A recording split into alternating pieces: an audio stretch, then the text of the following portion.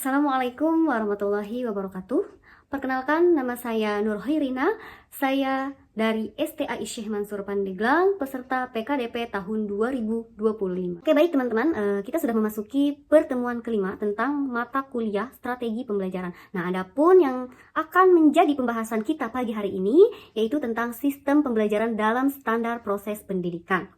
Dalam sistem pembelajaran standar proses pendidikan ini mencakup 3 ya teman-teman. Nanti kita akan membahas tentang pengertian dan kegunaan sistem, kemudian faktor-faktor yang mempengaruhi terhadap sistem pembelajaran, kemudian terakhir komponen-komponen sistem pembelajaran. Nah, sekarang kita akan memahami tentang pengertian sistem terlebih dahulu ya. Nah, jadi di sini teman-teman pasti mempunyai pemahaman dan pandangan masing-masing tentang sistem. Apa itu sistem ya? Nah, jadi menurut Wina Sanjaya, sistem itu adalah satu kesatuan komponen yang satu sama lain saling berkaitan dan saling berinteraksi untuk mencapai suatu hasil yang diharapkan secara optimal sesuai dengan tujuan yang telah ditetapkan.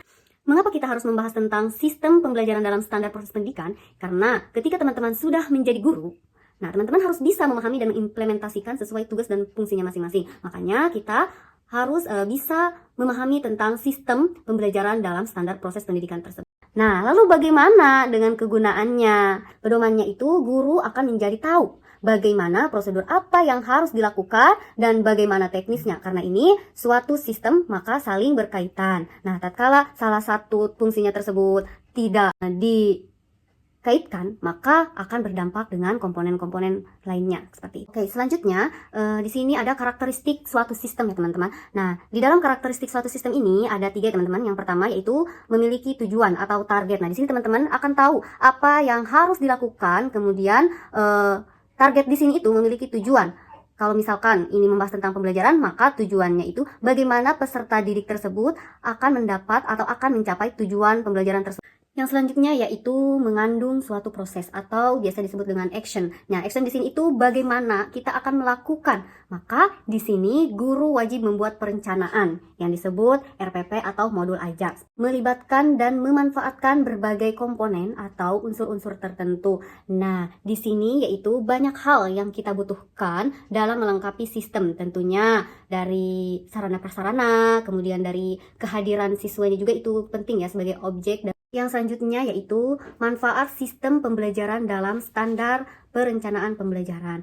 Nah, di sini menurut Wina Sanjaya yaitu untuk merancang atau merencanakan suatu pembelajaran, suatu proses pembelajaran. Nah, perencanaan di sini adalah proses dan cara berpikir yang dapat membantu menciptakan hasil yang diharapkan. Secara sistematis mempunyai beberapa keunggulan. Salah satunya yaitu memiliki daya ramal yang kuat tentang keberhasilan suatu proses pembelajaran. Selanjutnya itu guru dapat menggambarkan berbagai hambatan yang mungkin akan dihadapi sehingga dapat menentukan berbagai strategi yang bisa dilakukan untuk mencapai tujuan yang diharapkan. Kemudian selanjutnya yaitu guru dapat menentukan berbagai langkah dalam memanfaatkan berbagai sumber dan fasilitas yang ada untuk mencapai tujuan. Untuk faktor yang berpengaruh terhadap sistem pembelajaran, nah di sini mempunyai beberapa faktor ya teman-teman. Salah satunya yaitu faktor siswa, kemudian faktor guru, faktor lingkungan, dan faktor sarana dan prasarana. Selanjutnya yaitu komponen sistem pembelajaran. Nah, belajar adalah proses perubahan tingkah laku yang berhubungan dengan perubahan sistem syaraf dan energi dalam diri seseorang. Yang selanjutnya yaitu terjadinya proses perubahan tingkah laku, merupakan misteri atau para ahli psikologi menamakannya sebagai kotak hitam.